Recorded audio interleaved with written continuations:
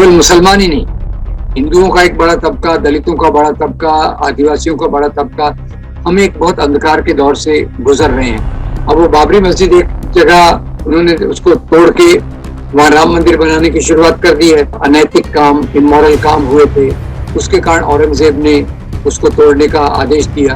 और मैं आपको ये भी बता दूं कि औरंगजेब ने भी गोलकुंडा में मस्जिद को भी तोड़वाया था। आज मुल्क में फिर एक नया फितना खड़ा कर दिया गया है।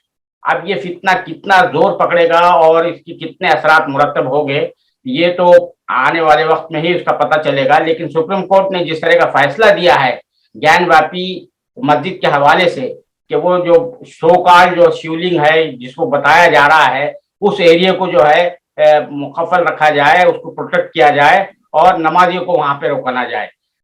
इसी हवाले से आज हमारे साथ बात करने के लिए मौजूद है प्रोफेसर राम पुनियानी साहब, जो मुंबई के इंडियन इंस्टीट्यूट ऑफ टेक्नोलॉजी में प्रोफेसर रहे हैं।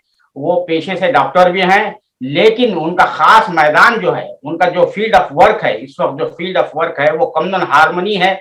जो तारीख के जरिए जिस तरह से जहर फैलाया जा रहा है, कम्युनल हार्मनी को जो जिस तरह से नुकसान पहुंचाने की कोशिश की जा रही है, तो उसी हवाले से वो वर्कशॉप मुनक़द करते हैं, जगह जगह वर्कशॉप मुनक़द करते हैं।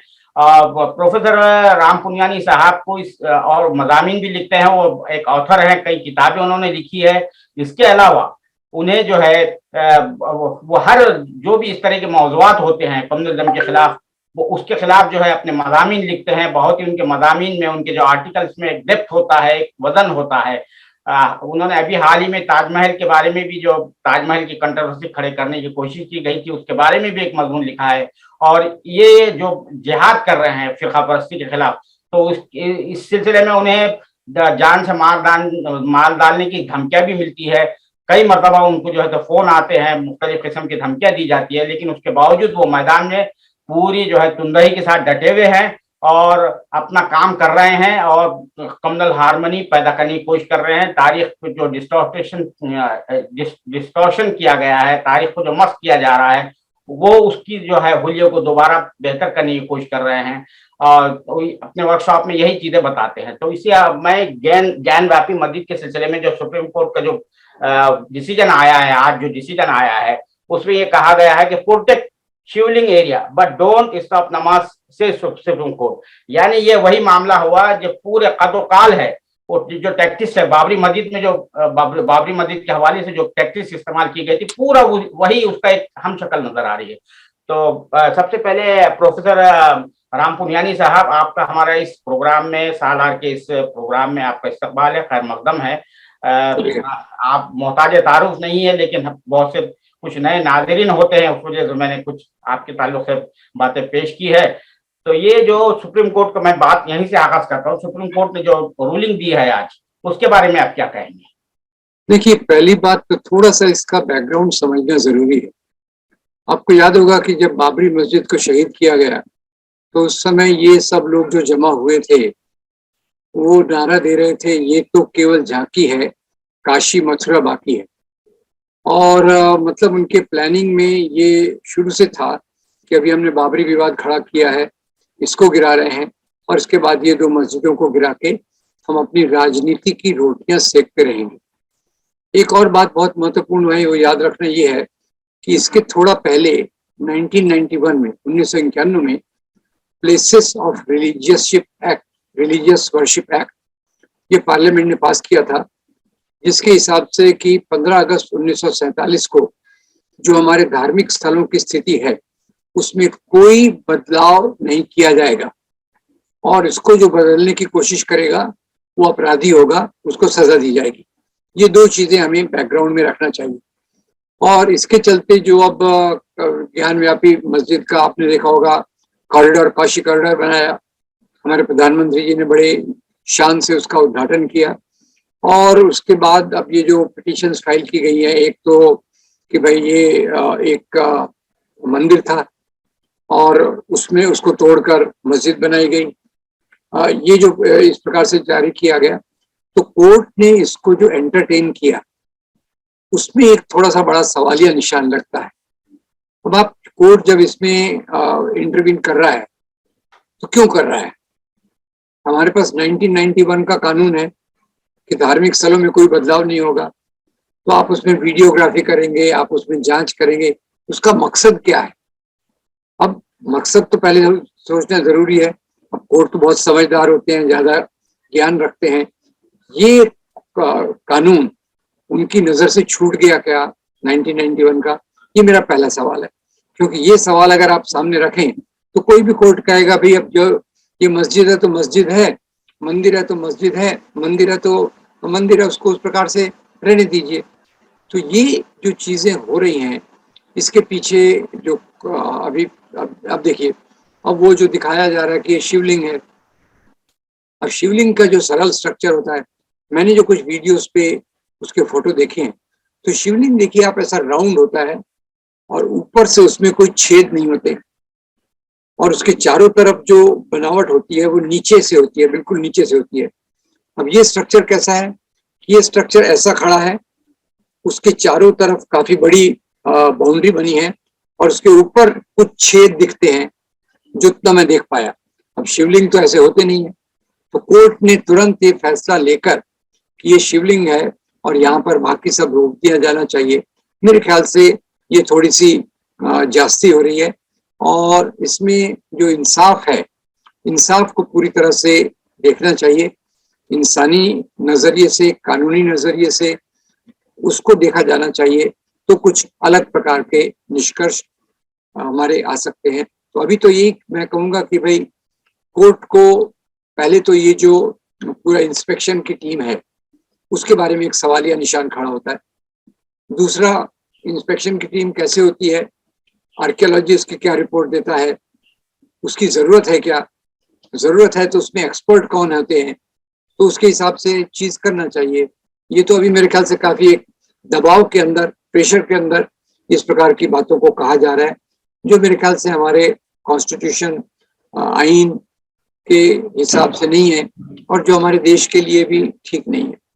तो ये जो जिस तरह का जो सुप्रीम कोर्ट का जो डिसीजन आया, आपने रेफर किया 1991 का जो प्लेसेस ऑफ वर्शिप एक्ट है कि स्टेटस को मेंटेन करना है।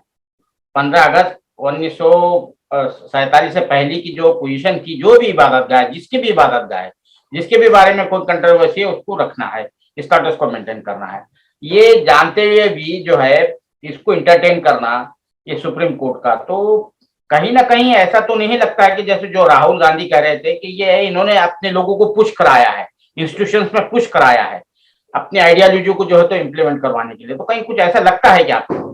क्या कोई पॉलिटिकल प्रेशर आ रहा है कि ये जो 24 का इलेक्शन आने वाला है, तो इस वजह से जो है माहौल बनाना चाहते हैं ये? देखिए, राहुल गांधी जो कह रहे हैं वो मेरे ख्याल से 100% सही कह रहे हैं, क्योंकि ये जो प्रक्रिया है, ये जो विचारधारा है कि वो जो संविधान को नहीं मानती, जो भारत के सेक्युलर डेमोक्रेटिक कैरेक्टर को नहीं मानती, ये उस विचारधारा का एक भाग है। और लगातार, जैसे कहते हैं ना, बर्तन को गर्म रखा जाए, तवा गर्म रहे तो रोटियां सिकती रहे। तो अभी तक वो बाबरी मस्जिद का मुद्दा था, फिर गाय का मुद्दा आया, फिर लव जिहाद का मुद्दा आया, फिर घर वापसी का मुद्दा आया, फिर कोरोना जिहाद का मुद्दा आया, तो लगातार फिर कर्नाटका में बहुत सारे मुद्दे आए, हिजाब का मुद्दा और दूसरी चीजें आई, हलाल मीट का मुद्दा। तो उसमें ही एक नई चीज ये ऐसी ढूंढना चाहते हैं जिसको गरमाए रख के समाज में बंटवारा हो, नफरत फैले, और नफरत फैलने से फिर इनकी राजनीति की रोटियों को ज्यादा सेक मिले। ये उसके पीछे का मुझे उद्देश्य दिख रहा है। तो राहुल गांधी बिल्कुल सही कह रहे हैं, और ये लोग जो कर रहे हैं वो अपने प्लान के हिसाब से कर रहे हैं।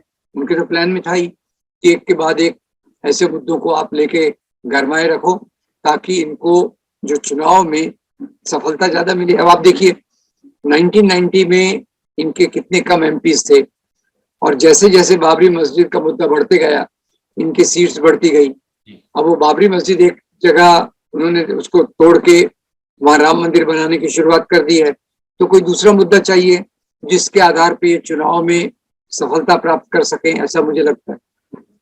तो ये जो पब्लिक इश्यूज जो होते हैं, बिजली, पानी, महंगाई, फलां चीज ये हो रही है, पब्लिक को इस तरह से परेशानी है, हेल्थ के इश्यूज है, हेल्थ के बारे में हमारा देश जो है सबसे कम दुनिया में पैसा खर्च करता है, कैसे मसाइल है, तो ये जो साइड ट्रैक किया जा रहा है और ये इस तरह के इश्यूज लेकर आते हैं, अब ताजमहल का मामला लेकर आया, इसके बाद जो है उससे पहले यहाँ दिल्ली के जो है वो पार्टी के जो चीफ है, रूलिंग पार्टी के जो चीफ है दिल्ली यूनिट के, उन्होंने कहा कि ये 40 जो देहात है इनके जो नाम रखे गए इनके नाम तब्दील किए जाए। तो ये सिलसिला कहाँ तक चलेगा? देखिए, सवाल ये है कि जहां तक ये राजनीति जो मजहब के नाम पे होती है, मजहब के नाम की सियासत जब मजबूत होने लगती है तो वो ऐसे ही मुद्दों को सामने रखती है और उसी के साथ साथ जो अवाम के मुद्दे रहते हैं, जो उनके रोजी रोटी के मुद्दे रहते हैं, नौकरी के मुद्दे रहते हैं, हेल्थ के मुद्दे रहते हैं, शिक्षा के मुद्दे रहते हैं, वो मुद्दों को कोई तवज्जो नहीं दी जाती। और श्रीलंका में आप देखिए, सिंहला नेशनलिज्म के नाम पे उन्होंने 25-30 साल तक यही किया और देश को किस हालत पे ले आए। पाकिस्तान में इस्लाम के नाम पे किया, अफगानिस्तान में भी इस्लाम के नाम पे कर रहे हैं, तो म्यांमार में भी बुद्ध धर्म के नाम पे कर रहे हैं। तो धर्म कोई भी हो, किसी भी धर्म की आड़ में ये सियासत जो की जाती है, जिसको लोग मजहब समझ बैठते हैं, जो पूरी तौर से गलत है। मजहब एक अलग चीज है। मजहब मेरे ख्याल से तो मोहब्बत का दूसरा नाम है और ये सियासत नफरत फैला के अपने आप को मजबूत करती है। तो ये देखिए कॉन्ट्रडिक्शन, देखिए एक तरफ मजहब है जो इंसानियत से प्रेम करना सिखाता है और दूसरी तरफ से इस प्रकार की सियासत है जो अपने आप को नफरत के आधार पे मजबूत करती है। तो अब ये सियासत को जब तक हम इसका मुकाबला नहीं करेंगे पूरे तौर पे, और वो मुकाबला केवल चुनावी मैदान में ही नहीं है, ये मुकाबला लोगों के मनों में जो भावनाएं हैं, हमारी बस्तियों में जो वातावरण चल रहा है, सोशल मीडिया पे जो फैलाया जा रहा है, गोदी मीडिया में जो फैलाया जा रहा है, टीवी के माध्यम से जो फैलाया जा रहा है, ये सब का मुकाबला करना इसके लिए जरूरी है। केवल हम चुनाव पे फोकस करेंगे तो बात मेरे ख्याल से नहीं बनेगी। तो रामपुरियानी साहब, आप जानते हैं कि ये जो बाबरी मस्जिद का जो इश्यू था, बाबरी मस्जिद को मुसलमानों ने जिस तरह से डिफेंड किया, मुख्तलिफ उनमें भी मुख्तलिफ सेक्शंस थे, कोई एक मुत्तहदा प्लेटफॉर्म नहीं था, वो तो बाद में आया, ऑल इंडिया मुस्लिम मसला बोर्ड। तो उस हवाले से मुसलमानों पर जो है, उन तंजीमों पर, उन लीडरों पर बड़ी तनकीद होती है कि इन्होंने गलत तरीके से इसको डिफेंड किया। उस वजह से ये मसला जो है स्नोबॉल हुआ, बहुत उछल गया, उनको फायदा मिला। अब ये जो ज्ञानवापी का मसला पैदा हो गया, मथुरा का भी कुछ दिनों में उसके बारे में भी एक पिटीशन दाखिल की गई है। चलिए, ताजमहल का तो मसला फिल वक्त टल गया है। तो मुसलमानों को ये मसले को किस तरह से, अब ये जो नया मसला खड़ा कर दिया, सुप्रीम कोर्ट ने खड़ा कर दिया। अगर सुप्रीम कोर्ट कह रही थी कि नहीं, ये वहां पे कोई लॉक नहीं करेंगे, कोई प्रोटेक्शन नहीं होगा, कोई नहीं होगा, ये कानून है बना हुआ, जो जैसा है, जो हालत है उस पर ही आपको फॉलो करना पड़ेगा। तो अब मुसलमानों को किस तरह डिफेंड करना चाहिए? और सिविल सोसाइटी जो है, हमारे पास सिविल सोसाइटी है, आप जैसे बहुत कम लोग हैं, तो वो किस तरह से डिफेंड करें उसको? दो सवाल।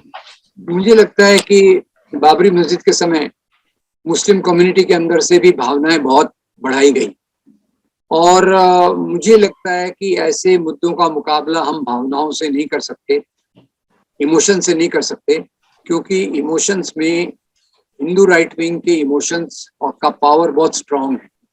तो हम एक इंसानियत के नाते से कानूनी तौर पे शांति के तरीके से इसका विरोध कर सकते हैं।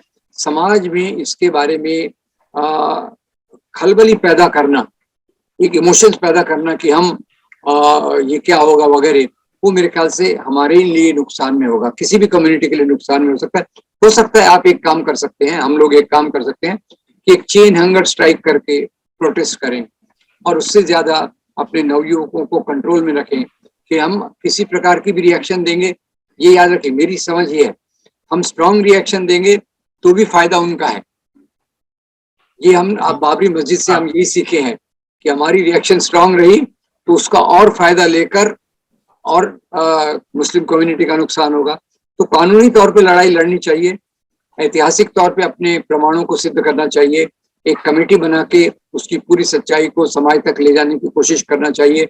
और आपके मीडिया, आपके जैसे मीडिया और बाकी सब मीडिया ने ये काम करना चाहिए कि इसकी सच्चाई ये है, कानून ये कहता है और ये जो कह रहे हैं ये गलत है, ये हमारे संविधान के खिलाफ है। इतना करके हमने अपने अपने मुद्दों पर आ जाना चाहिए, क्योंकि मुस्लिम कम्युनिटी के अंदर भी गुर्बत, बेरोजगारी, ये मुद्दों को ही हमने ज्यादा उठाना ये चाहिए। बात सही है आपकी, लेकिन सवाल ये पैदा हो रहा है कि मुल्क की सबसे बड़ी अदालत, the last citadel for the justice, अब वहां पर इंसाफ के जो तकाजे होते हैं, जो पैरामीटर्स होते हैं, वो उस पर पूरी नहीं उतर रही है। तो उससे लामहला जो है एक मायूसी पैदा हो। मायूसी में आदमी गलत काम करता है कि भाई उसको एक उम्मीद थी, कि एक आस थी कि भाई मैं कानूनी तौर पर जा रहा हूँ, ये इशू जो है पॉलिटिकली उठाया गया है, लेकिन मैं इसको जो है इनको कोई सियासी फायदा नहीं देना चाहता हूँ। अब ये इस तरह का जब फैसला आएगा तो इस सूरत में क्या कहेंगे आप? देखिए, ये हमारी सिचुएशन बहुत खराब है। हम बहुत एक अंधेरे दौर से गुजर रहे हैं। केवल मुसलमान ही नहीं, हिंदुओं का एक बड़ा तबका, दलितों का बड़ा तबका, आदिवासियों का बड़ा तबका, हम एक बहुत अंधकार के दौर से गुजर रहे हैं। तो हमें अपनी प्रायोरिटी सेट करना पड़ेगा कि हमारे लिए ज्यादा महत्वपूर्ण मुद्दे क्या है, कि हम इन मुद्दों से अपनी भावनाओं को ज्यादा जागरूक करें, या हम फिर से अड़े रहें कि भाई हमें तो एजुकेशन पे काम करना है, हमें हेल्थ के लिए काम करना है, बेरोजगारी के खिलाफ करना है, उसको ज्यादा वेटेज, ज्यादा इंपॉर्टेंस, ज्यादा महत्व देना चाहिए। नहीं तो ये बाबरी मस्जिद से हम क्या सीखते हैं? बाबरी मस्जिद से हम यही सीखते हैं कि कितना इतना बड़ा रेजिस्टेंस किया गया, कोर्ट से किया, ये किया, पर आखिर में उन्होंने अपनी, क्योंकि उनकी जो पकड़ है कम्युनिटी पे है, सोसाइटी पे है, जगह जगह अंदर ब्यूरोक्रेसी में है, लॉ में है, तो इसके कारण ये सब एक, जिसको कहते हैं रियल पॉलिटिक्स, देखकर हमें भी अपनी बेहतरी का लिए रास्ता ढूंढना चाहिए। ये बेइंसाफी तो है, मुस्लिम कौम के खिलाफ ये बेइंसाफी है, इसमें मुझे कोई शक नहीं है, पर फिर भी उसकी रिस्पॉन्स जो है वो ऐसी होना चाहिए कि फिर हमको और नुकसान ना हो, क्योंकि बेइंसाफी से फ्रस्ट्रेशन आता है, और अगर उससे हमारा ही नुकसान होता है तो फिर हमको खुद को सोच के थोड़ा कंट्रोल करने की जरूरत है। आपने ताजमहल पर जो आर्टिकल लिखा उसमें एक खास बात ये लिखी कि नॉन ब्राह्मणिकल जो कल्चरल जो सिंबल्स है वो उसको जो है तो यहाँ से मिटाना चाहते हैं। ये जैसा योगी साहब ने कहा कि एक तरफ कंट्रडिक्शन भी है, योगी साहब कह रहे हैं कि भाई ये हमारे कोई हेरिटेज का हिस्सा नहीं है, ताजमहल नहीं है, हम इसको गिफ्ट नहीं देंगे। मोदी की तरह जो है उन्होंने जो है गिफ्ट देना बंद कर दिया। तो ये जो पॉइंट है आपने रेस किया ब्राह्मणिकल का जो है, ये जरा आप इसको थोड़ा सा वो डाल दीजिए और ये बताइए कि आप क्योंकि तारीख के हवाले से जो है तो मिथ जो फैलाई गई है, मिसअंडरस्टैंडिंग जो फैलाई गई है, उसको दूर करने की कोशिश करते हैं। जैसा हल्दी घाट की लड़ाई के बारे में भी कहा आपने, तो जरा ये ज्ञान व्यापी पर भी थोड़ी सी रोशनी डाल दीजिए, मुख्तसर डालिए आप। देखिए, ज्ञान व्यापी के बारे में जो जितने भी उल्लेख मिलते हैं, बहुत ज्यादा उल्लेख नहीं मिलते हैं, और ज्यादातर इसको जोड़ा जाता है कि एक ही मुझे जो कॉन्क्रीट एविडेंस मिला, और वो प्रोफेसर रविकांत का आपने सुना होगा, लखनऊ यूनिवर्सिटी के प्रोफेसर, उन्होंने ये बात टीवी पे कही, और ये किताब डॉक्टर पट्टाभी सीतारामैया की किताब में भी है कि वहाँ कुछ अनैतिक काम, इमोरल काम हुए थे, उसके कारण औरंगजेब ने उसको तोड़ने का आदेश दिया। दूसरा एक प्रोफेसर केन पणिकर हैं, जो भी एक बड़े हिस्टोरियन थे, जेएनयू से थे, उन्होंने भी लिखा है कि यहाँ कुछ औरंगजेब के विरोधी छुपकर वहां से एक्टिविटी करते थे। तो ये दो प्रमाण मुझे पता है इसके बारे में। और राजा लोग तो बहुत सारे काम करते थे, पर उसमें कोई मजहब का कोई ज्यादा एलिमेंट नहीं होता था, उनकी राजनीति को जो सूट करता था उसके हिसाब से करते थे। और ये ज्ञानव्यापी मस्जिद का तो यही मुद्दा है कि अब यहाँ तो अब ये जो दिखा है, अब किसी भी चीज को आप कर देंगे कि ये तो शिवलिंग था और ये तोड़ा गया, तो वो तो पूरी गलत बात है। कोई राजा, जब, वैसे तो आपको मैं बता दूं कि ये बहुत बड़ा टॉपिक है, उसमें रिचर्ड ईटन साहब की एक बहुत अच्छी किताब है टेम्पल डिस्ट्रक्शन पे, वो तो बताते हैं हिंदू राजाओं ने भी मंदिर तोड़े। और मैं आपको ये भी बता दूं कि औरंगजेब ने भी गोलकुंडा में मस्जिद को भी तोड़वाया था। तो ये चीजों का मजहब से ज्यादा संबंध है, सियासत से, राजाओं के बीच की सियासत से, और संपत्ति, प्रॉपर्टी, ये दो चीजों से ज्यादा संपत्ति। पर ये जो हिंदू राइट विंग यहाँ फैला रहा है कि मुसलमान राजाओं ने ये किया, उसके आधार पे ज्ञानव्यापी मस्जिद के मुद्दे को ऐसा देखा जा रहा है, जो मेरे ख्याल से पूरी तौर से गलत है। अच्छा, वो डॉक्टर विशंबरनाथ पांडे साहब जो थे, गवर्नर रहे हैं उड़ीसा के, इलाहाबाद के मेयर भी रहे हैं, उन्होंने भी एक किताब लिखी थी ज्ञानवापी पर, जो मस्जिद पर, तो उन्होंने भी कुछ हवाले दिए थे। तो उससे साफ मालूम ये होता है कि ये मस्जिद जो है जो राजा साथ में काफिले में शामिल थे, उनके साथ जो राजपूत जी राजा, तो उसकी क्या हकीकत है? देखिए, ये इसमें इतिहासकारों के दो मत हैं, इसलिए मैं बहुत ज्यादा कमेंट नहीं करूंगा। जैसे डॉक्टर विशंबरनाथ पांडे और डॉक्टर पट्टाभी सीतारमैया, उन्होंने उस बात को तवज्जो दी है, डॉक्टर पणिकर ने उसको दूसरे एस्पेक्ट को दी है। इससे ज्यादा कोई ज्यादा मटेरियल अवेलेबल नहीं है, तो उस पर कोई बहुत कमेंट करना कोई जरूरी नहीं है। और मुझे लगता है ये इतना मुद्दा उसको बनाना भी गलत है। अब यही देखिए, यही काशी ज्ञान व्यापी मस्जिद की बात कर रहे हैं, इसी के पड़ोस में उस्ताद बिस्मिल्लाह खान बैठकर अपनी शहनाई बजाते थे। उसी गंगा नदी में लोग मुसलमान वजू करते हैं, उसी को, भाई गंगा को तो हिंदू पवित्र मानते हैं, पर मुसलमानों की जिंदगी से भी गंगा बहुत जुड़ी हुई है, ये बात का आप ख्याल कीजिए। तो सवाल यह है कि दो प्रकार के विचारों को आज सामने रखा जा रहा है। तो ये जो बहुत खोद खाद करके कि भाई वहां वो शिवलिंग मिला, यहाँ ये 32-22 कमरे बंद हैं, वो खोद खाद के कुछ न कुछ उसका इंटरप्रिटेशन देंगे। तो आखिर में बाबरी मस्जिद में भी यही हुआ, और फिर सुप्रीम कोर्ट ने क्या कहा कि ये कहना पॉसिबल नहीं है कि वहां पहले मंदिर था। ये सुप्रीम कोर्ट ने माना। इतना 20 साल के आंदोलन के बाद सुप्रीम कोर्ट का यही जजमेंट आया। अब बाकी सुप्रीम कोर्ट के जजमेंट में जो भी कमजोरियां होंगी, मैं उस पर नहीं जाना चाहता, पर इतिहास की चीजों को एक सीमा के बाहर जाके एक डेफिनेट तरीके से कहना गलत है।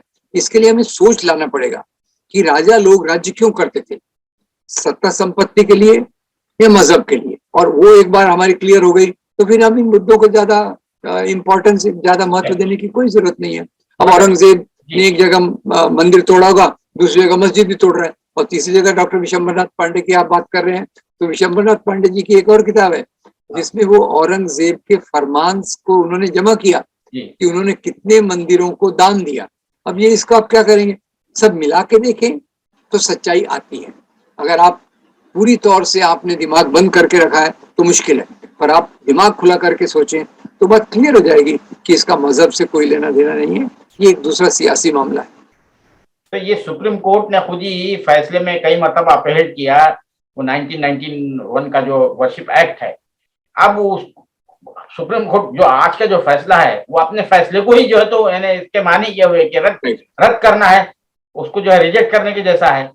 तो देखिए, अब सुप्रीम कोर्ट में भी देखिए आप, जैसे जजमेंट्स अभी तो रमन्ना साहब के जजमेंट्स तो काफी अच्छे आए हैं, पर उसके पहले भी कोर्ट पब्लिक प्रेशर और जो रूलिंग पार्टी के प्रेशर से कोर्ट भी झुकता रहा है। ये बात तो सब लोग जानते हैं कि कोर्ट में जितनी निष्पक्षता होनी चाहिए वो शायद उसमें कुछ कमी है। तो अगर कोर्ट 1991 के अपनी इस बात से पीछे हटता है तो ये तो कोर्ट का भी अपमान है, हमारे पार्लियामेंट का भी अपमान है। तो ये हमें सोचना चाहिए। पर ये पॉलिटिक्स का प्रेशर इतना है कि उसमें आके लोग अलग अलग फैसले दे सकते हैं। आखिरी मेरा सवाल ये है कि ये जो आइडियालॉजी है, कोई भी आइडियालॉजी हो तो उसका कोई ना कोई पॉजिटिव जो है तो पॉइंट होता है, उस पर आप लोगों को गिलैमनाइज कर सकते हैं, स्टिमुलाइज कर सकते हैं, मोबिलाइज कर सकते हैं। तो ये जो हमारे मुल्क में जो आइडियालॉजी चढ़ी, जिसका तस्करा आपने भी किया और हम भी कर रहे हैं, तो उसमें पूरे जो है कोई भी ऐसा इश्यू नहीं है, पॉजिटिव इश्यू नहीं है कि जिसके बुनियाद पर लोग कि भाई एक ऑक्सीजन बनाया है, एक कम्युनिटी को बनाया उसके सर्वाइवल के लिए। तो ये कब तक चलेगा? दूसरा उसी से कनेक्टेड ये है कि ये इलेक्शन में जो जीत रहे हैं, कहते हैं ना इलेक्शन में जीत रहे हैं, तो हमारा जो इलेक्ट्रल सिस्टम है वो जो बर्तानिया से जो है तो हमने उधार लिया है, वो वहां की कंडीशन, सोशल कंडीशन के लिए तो बड़ा सूट करता है। यहाँ पे तो जुए टाइप वो घुड़दौड़ की तरह है कि फिनिशिंग लाइन पर 10 घोड़े हैं, 10 घोड़े में से एक घोड़े का पैर आगे निकल गया, वो जीत गया, यानी आपने 30% ले लिया, 70% आपके खिलाफ है। तो ये दोनों चीजें अगर जब तक नहीं लाई जाएगी, क्या आप समझते हैं कि ये जो फिरका परस्ती यहाँ से खत्म नहीं होगी? इसमें दो चीजें हैं। आपकी दूसरी बात से मैं बिल्कुल सहमत हूँ कि हमारा जो इलेक्टोरल सिस्टम है, फर्स्ट पास द पोल को बदल के रिप्रेजेंटेशन सिस्टम आना चाहिए कि भाई जिस पार्टी को जितने % वोट मिले उतने उसके MP होना चाहिए, उसके हिसाब से कानून बनना चाहिए। इसमें मैं आपसे पूरी तौर से सहमत हूँ। और दूसरा एक ख्याल रखिए, जो मुझे लगता है कि समाज में जो प्रोपोगेंडा किया गया है हमारे इतिहास के तारुक से, और मुसलमानों के खिलाफ, क्रिश्चियंस के खिलाफ, दलितों के खिलाफ, जो प्रोपोगेंडा एक सीरीज पूरा बनाई गई है, जमीन से लेके तो सोशल मीडिया से लेके तो व्हाट्सएप से लेके तो गोदी मीडिया, बहुत एक बड़ा मैकेनिज्म खड़ा किया गया है। और उसके लिए जो एक उसके जवाब में तो हमारी जो पॉजिटिव चीजें थी, पॉजिटिव चीजें हमारी क्या थी? हमारी पॉजिटिव चीजें थी भक्ति परंपरा, सूफी परंपरा, आजादी का आंदोलन, गांधी, मौलाना आजाद, खान अब्दुल गफ्फार खान, नेहरू, पटेल, सुभाष चंद्र बोस साथ में मिलकर आजादी के आंदोलन।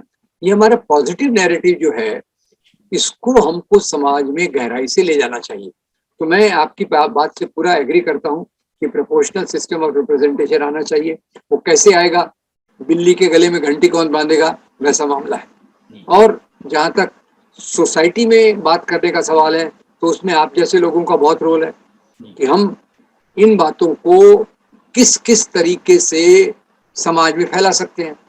क्या हम एक नौजवान नौ युवतियों की टीम खड़ी कर सकते हैं जो मोहल्ले मोहल्ले में हफ्ते के हफ्ते, 15 दिन के 15 दिन जाके कुछ अच्छी डॉक्यूमेंट्री दिखाए, फिल्में दिखाए, गांधी नेहरू की बात करे? ऐसा बहुत मटेरियल अवेलेबल है।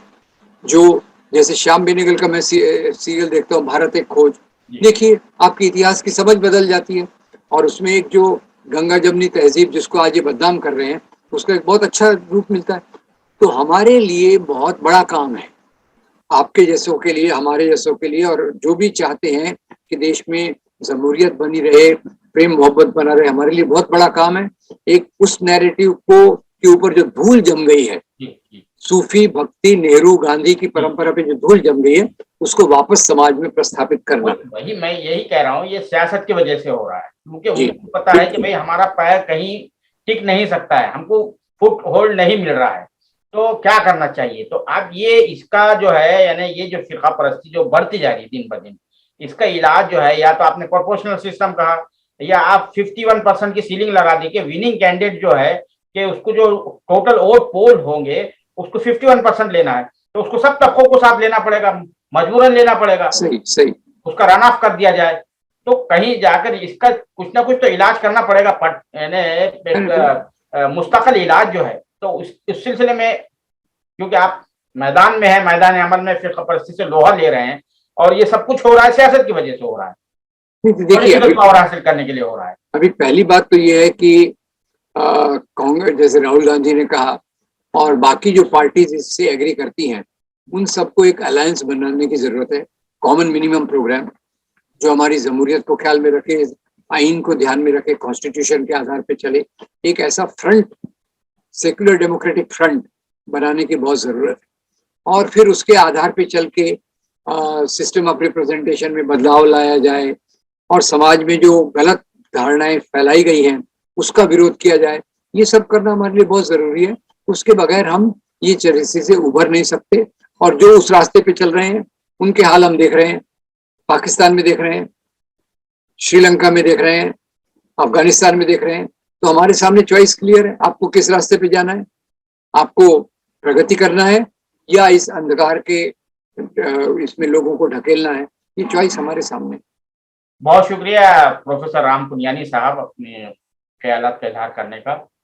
ये थे प्रोफेसर राम पुनियानी साहब, जिनका ये कहना है, मशवरा है कि मुसलमानों को ये जो इस तरह के जो मसाइल पैदा हो रहे हैं, अभी जो ज्ञान व्यापी मस्जिद का जो मामला है, इमोशनल रिस्पॉन्स नहीं होना चाहिए, फ्रस्ट्रेशन का शिकार नहीं होना चाहिए, और हमें बहुत ही सोच समझ कर हिकमत अमली इख्तियार करना चाहिए कि इस मसले को किस तरह से टैकल किया जा सकता है। बहुत शुक्रिया आपका साथ। Thank you sir, thank you.